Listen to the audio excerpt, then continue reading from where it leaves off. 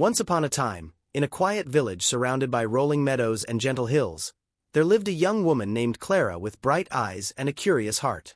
Her home stood at the very edge of the green countryside, so close that from her bedroom window she could see the beginning of the great forest, a dark, unbroken line of trees standing shoulder to shoulder, as though guarding some ancient and secret world. The villagers spoke of that forest only in hushed voices. They called it the never-ending wood, and none could say for certain where it led. Some claimed the paths within twisted back upon themselves. Others whispered they went on forever, past places no map could show. Her father, who knew many things about the land, would sometimes pause his work and tell her, "Never wander beneath those trees, Clara. The forest does not end the way a road does. You may walk and still not find your way out." And she would promise to obey, and she meant it, for in those days she was easily contented. There were wildflowers to gather, streams to follow, and the round-faced clock in the kitchen to tell her when to come home for supper. When the wind carried the scent of pine through her open window, she would simply turn over in bed and dream of other things. But the years passed, as they always do. Clara grew taller, and her legs carried her farther from home. The meadows seemed smaller now, the market days quieter, the stories told by the hearth too familiar to stir her heart. And always when she walked along the outer fields, her eyes would stray toward that dark line of trees. One autumn afternoon, while gathering berries at the farthest edge of the meadow, she noticed a narrow path between two leaning oak trees. It was half hidden by ferns, as if it had been waiting. The air that drifted from it was cool and smelled faintly of rain, though no clouds marked the sky. From somewhere deep within came the faint chime of a bell, so light it could have been imagined. Clara stood for a moment, the sun warm on her back, the cool breath of the forest before her. And then, without quite knowing why, she stepped between the leaning trees and onto the path. The forest closed around her like the slow, soft turning of a page. The path wound gently between tall trunks, their bark dark and ridged like the covers of some great closed book, and above them the canopy swayed in a rhythm too slow to be called a breeze. It was here that she first noticed the leaves, not green as she had expected, but a pale, soft silver, each one trembling with a faint shimmer, as though brushed by moonlight, even though the day was still bright. The air beneath them seemed different, cooler, filled with the gentle scent of something like rain on stone. And when the leaves moved together, they made a sound that was neither the whisper of wind nor the rustle of branches, but something closer to many quiet voices speaking all at once. Clara slowed her steps without meaning to, tilting her head to listen, and in that layered murmur, a single phrase rose clear enough for her to hear. "The forest remembers." The words seemed to slip away as soon as they were spoken, like water between cupped hands. She turned her gaze from tree to tree, half expecting to see someone watching. Yet there was no one, only the restless silver leaves.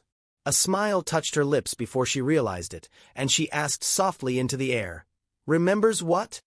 The answer, if there was one, was lost in the mingled sound of leaves turning and light shifting, and she found herself walking on without deciding to, the silvery canopy fading behind her, as if it had been nothing more than a dream she had paused to hear.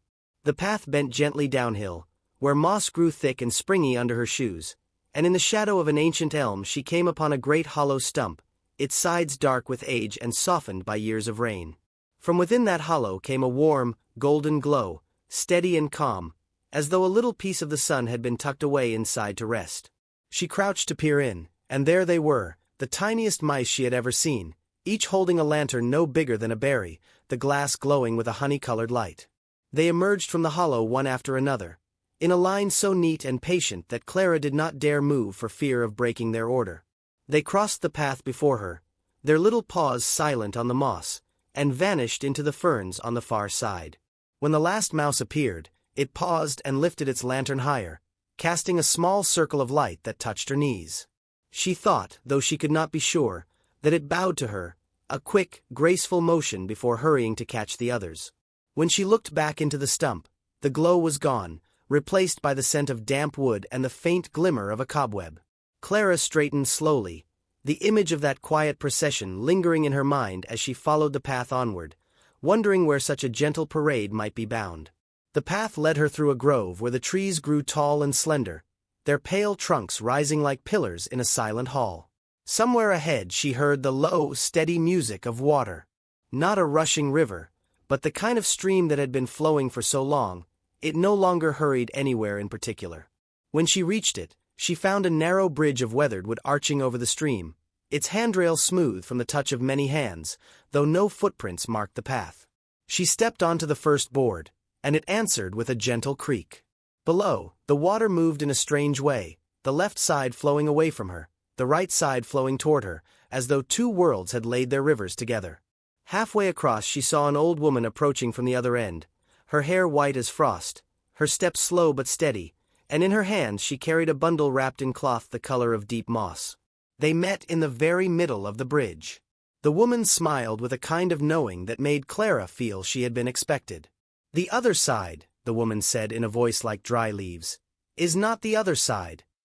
Before Clara could reply, the woman stepped past her and walked toward where the path should have been. But when Clara turned to watch, there was only forest, no bridge, no stream, no sign that either had ever been there. She stood for a long moment, the quiet deep around her, then faced forward again, and found herself on the far bank, the wood of the bridge no longer under her feet, the mossy earth cool and solid. The forest opened unexpectedly, and she stepped into a clearing where the sunlight fell in wide golden sheets. Here stood an orchard, the trees planted in careful rows, though their shapes were gnarled and old. Every branch was heavy, not with fruit, but with birds, dozens upon dozens of them. Their feathers formed a tapestry of colors, warm browns, deep greens, the soft gleam of blue like river stones, and flashes of red and gold. They were all asleep, each one still save for the slow rise and fall of their small chests. The air was warm and faintly sweet, as if summer had chosen this place to linger. Clara walked between the rows, her steps muffled by fallen petals, listening to the hushed rhythm of their breathing. One sparrow, perched just above her head, shifted and opened a single bright eye. Its gaze met hers, and in a voice that seemed to come from somewhere far away, it said, "Take one." The bird's beak tilted toward a branch nearby, where a single golden fruit hung heavy in the light. She reached for it slowly, her fingertips brushing its warm skin. But in that instant, the fruit shimmered and dissolved into a single golden feather, drifting down into her palm. When she looked up again, the branch was bare. The sparrow's eye closed, and it settled once more into sleep. Clara left the orchard quietly, feeling as though she had stepped out of a place where time itself was drowsing, and the deeper shade of the forest welcomed her back into its cool, green stillness. The path sloped gently downward until the air grew cooler, and the sound of her footsteps softened, as though the ground itself wished to be quiet. She came to a hollow, where the trees leaned inward, their branches crossing overhead like the beams of an old roof.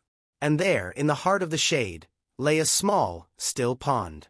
Its surface was so perfectly smooth that it seemed less like water and more like a polished stone, dark and shining, holding the reflection of everything above it. She knelt at the edge, meaning to cup her hands and drink, but paused when she saw herself in the mirrored surface. It was her face, yes, but not as she knew it. For in the reflection she wore a crown woven from wildflowers, pink and blue and white blossoms twined with strands of green vine, the petals fresh as if gathered only moments before. She lifted a hand to her head, but found nothing there.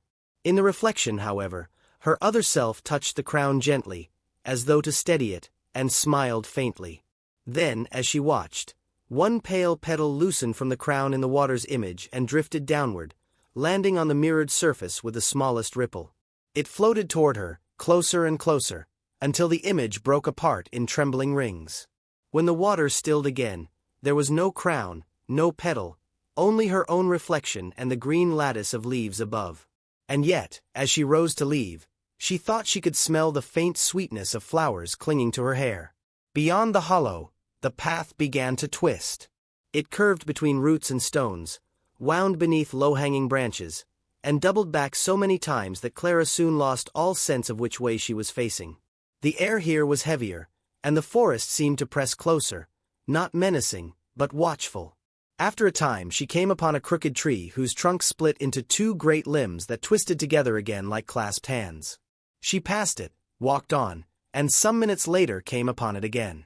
She frowned but continued, only to see it a third time, the same gnarled bark, the same shadow stretching across the path.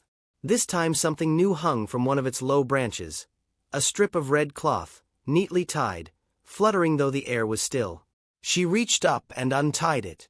The fabric was soft and faintly warm, as if it had been held in waiting for her. Without thinking, she draped it around her neck, and at once the path ahead straightened, the twisting turns giving way to a long stretch of open trail. When she glanced over her shoulder, the crooked tree was nowhere to be seen, only the green corridor of the forest stretching back the way she had come. And so she walked on, the red cloth a gentle weight at her throat, the air ahead lighter somehow than the air she had left behind.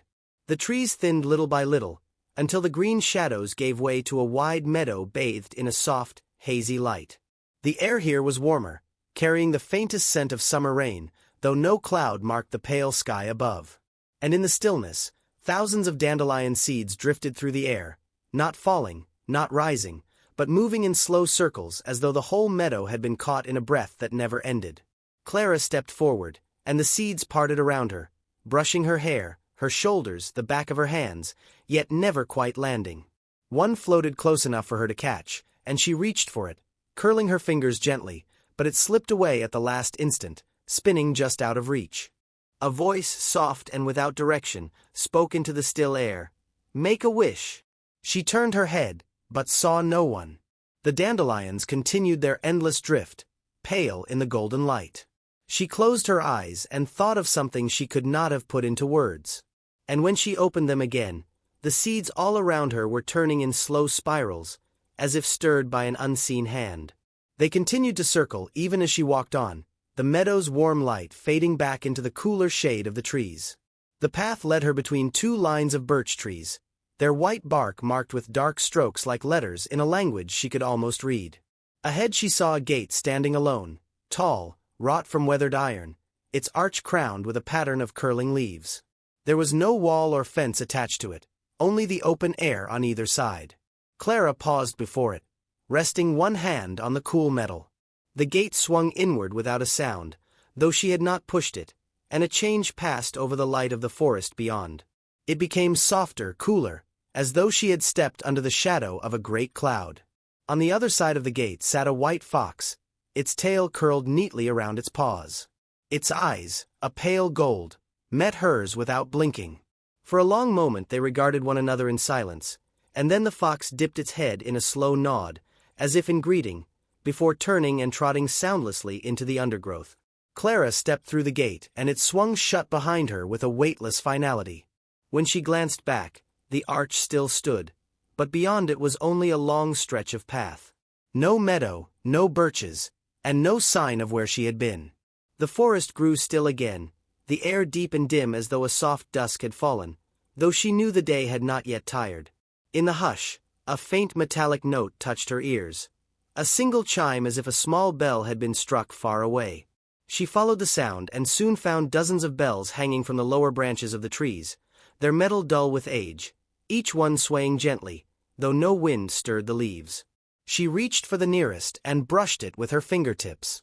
It moved, and then somewhere beyond, another bell rang, bright and delicate, like light through water. The sound led her deeper into the forest, where the trees grew so close together their branches formed a natural cathedral overhead. Here the bells hung in clusters, creating a symphony of gentle chimes that seemed to rise and fall with her breathing. Each step she took awakened new harmonies, as if the forest itself were composing a song just for her. In this place of music, she came upon a clearing where a single tree stood in the center, its trunk so wide that a dozen people holding hands could not have circled it. Its bark was silver white, smooth as polished bone, and from its massive branches hung not bells, but mirrors of every shape and size. They turned slowly in the still air, catching fragments of light and casting them in dancing patterns across the forest floor.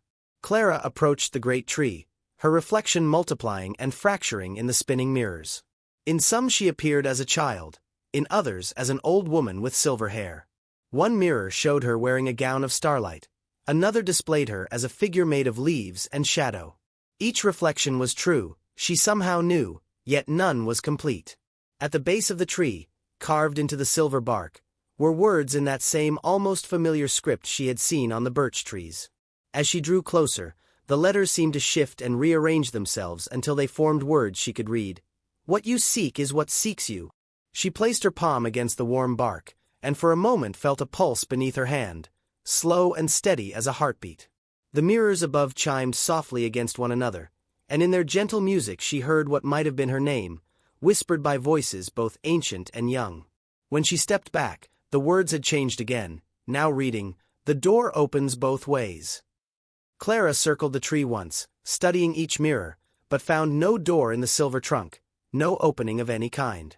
Yet as she completed her circuit, she noticed that one mirror, hanging at eye level, showed not her reflection but a view of someplace else entirely. Through its surface she could see a garden filled with flowers that glowed like captured stars, their petals shifting through colors that had no names. She reached toward the mirror, and her fingertips passed through its surface as if it were made of water. The glass rippled at her touch, and she felt warm air on her hand, carrying the scent of honey and night-blooming jasmine. For a moment she hesitated, remembering her father's warnings about the forest, remembering the life she had left behind in the village. But something in that garden called to her, something that felt like recognition, like coming home after a long journey. She stepped forward, and the mirror expanded around her like a doorway, welcoming her through. She found herself standing in the starflower garden, surrounded by luminous blooms that pulsed gently with their own inner light. The air was warm here, perpetually summer, and overhead hung not one sky but many, layered like silk scarves, each showing different phases of moon and star. Some were deep purple studded with silver, others the soft gold of sunset, and still others the pale blue-green of dawn. A path of white stones wound through the garden, and as Clara followed it, she noticed that the flowers turned to watch her pass, their star-bright centers following her movement like curious eyes. They made no sound, but somehow she felt their attention, benevolent and welcoming. The path led to a pavilion made of crystal and moonlight, its walls so transparent they were nearly invisible. Inside, a woman sat at a spinning wheel, drawing thread from what looked like captured sunbeams. Her hair was the color of autumn leaves, and her eyes held depths like still water. She looked up as Clara approached, and her smile was warm with recognition. "I've been waiting for you," the woman said, her voice carrying the music of distant bells. "Though I confess, I wasn't certain you would find your way here so soon." "Where is here?" Clara asked, though she felt no fear, only a gentle curiosity. "This is the heart of the never-ending wood," the woman replied, never pausing in her spinning. "The place where all paths lead, though few who walk them realize it. You see, the forest is not truly endless in the way your village believes. It is circular, like a ring, and at its center lies this garden, this moment where all times and seasons meet." Clara watched the golden thread wind onto the spindle, hypnotic in its steady motion. "Are you the one who remembers?" she asked, thinking of the silver leaves and their whispered words. The woman laughed, a sound like silver water over stones. "Oh, my dear, we all remember. The trees, the streams, the very stones beneath your feet. The question is not who remembers, but what we choose to remember, and what we choose to forget." She gestured to a second chair that Clara had not noticed before, carved from what looked like crystallized starlight. "Sit with me a while. There are things I would show you, if you are willing to see them." Clara settled into the chair, which was surprisingly comfortable despite its ethereal appearance. The woman reached into the air beside her spinning wheel and drew forth what looked like a soap bubble, but as large as Clara's head and filled with swirling colors. "This," the woman said, "is a memory that belongs to the forest. Watch, and learn what the trees have seen." The bubble expanded, and within its surface Clara saw images moving like pictures in a storybook. She saw the forest as it had been centuries ago, when great creatures walked among the trees, beings of such beauty and strangeness that her heart ached just to glimpse them. She saw seasons pass in moments, storms and sunshine, the slow dance of growth and decay that marked the passage of years. She saw people, too, other wanderers who had found their way to this place. Some came seeking treasure, others fleeing sorrow, still others drawn by simple curiosity. Each was changed by their journey, returning to their world carrying something new within them, or choosing to remain in the forest's embrace. "The forest remembers them all," the woman explained as the images faded. "Every footstep, every wish, every moment of wonder. And in remembering them, it shapes itself anew for each traveler. What you have seen tonight is your forest, Clara, the one that grew from your particular dreams and longings. But why? Clara asked. Why does the forest do this? The woman's hands stilled on her spinning wheel. Because stories must be told, she said simply. Because wonder must be nurtured and curiosity rewarded. Because somewhere, always, there must be a place where magic is not only possible but inevitable. She drew another bubble from the air, smaller than the first, and offered it to Clara. This one is yours to keep. A memory you have not yet made, but will, when you are ready. Clara cupped the bubble carefully in her palms. It felt warm and light, like holding captured moonbeams. Inside she saw herself walking through what looked like her own village, but transformed. The houses glowed with soft light, gardens bloomed with impossible flowers, and people moved with a grace and joy she had never seen before. She was older in the vision, and something in her bearing suggested deep contentment, the peace of someone who had found their true place in the world. "Is this real?" she whispered. "Will this truly happen?" "It is one possibility among many," the woman replied. "The future is like this garden, full of seeds waiting for the right season to bloom. Your choices, the love you give and receive, the wonder you carry with you, all these things tend the soil where tomorrow grows." Clara stared into the bubble, watching as the vision shifted and changed, showing her other possibilities, other versions of the life that might unfold. In some she remained in the village, becoming a storyteller who kept the old tales alive. In others she traveled to distant lands, carrying the forest's magic with her like a secret flame. And in still others, she returned to this garden again and again, becoming a bridge between the world of everyday things and the realm of endless possibility. "I don't know how to choose," she said finally. "You don't have to choose all at once," the woman assured her. "Life is not a single decision but a series of small steps, each one opening new doors. The important thing is to keep walking, to remain curious, to remember that wonder is always within reach for those who know how to look." The woman rose from her spinning wheel and walked to where Clara sat. "Your time here is drawing to a close, for now. The sun is rising in the world you call home, and there are people who love you who will worry if you do not return. But this place will always be here, waiting for you whenever you need to remember what is possible." Clara carefully tucked the memory bubble into the folds of her skirt, where it settled like a warm, living thing. "How will I find my way back?" "The same way you found your way here," the woman smiled. "By following your heart's true direction. The path will always reveal itself to those who walk it with genuine intent." As Clara stood to leave, the woman reached out and touched her forehead gently.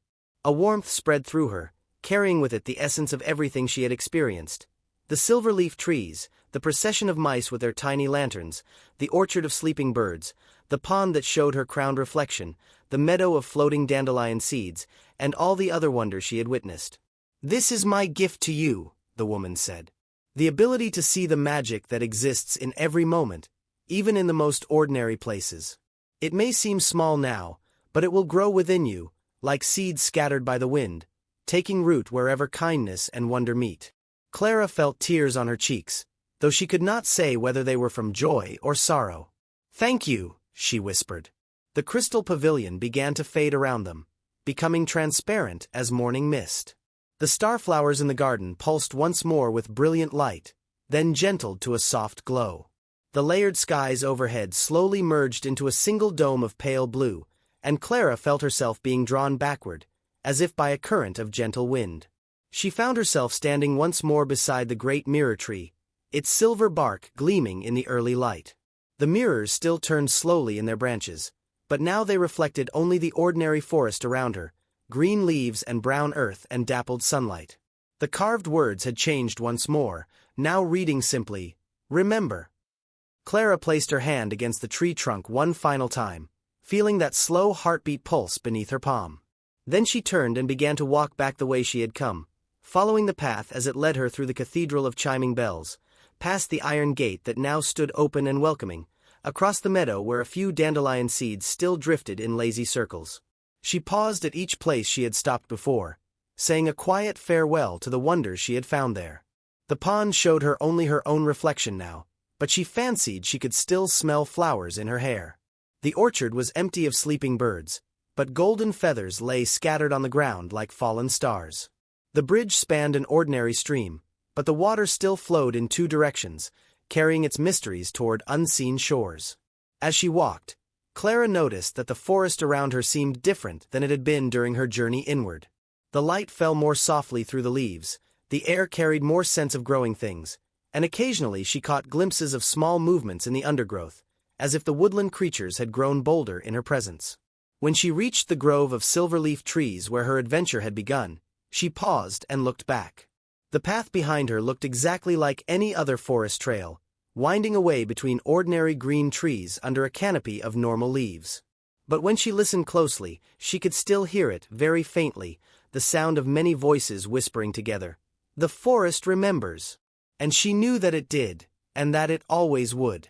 Clara stepped out from between the two leaning oak trees into the familiar meadow where she had been gathering berries what felt like a lifetime ago. The sun was just rising, painting the grass with gold and casting long shadows toward the village.